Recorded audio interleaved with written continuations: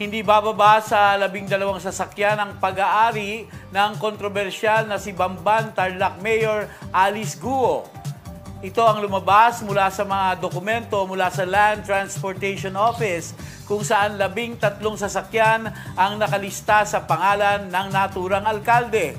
Tinatayang aabot ito sa halos 20 milyong piso kung saan karamihan sa kanyang mga sasakyan ay mga SUV.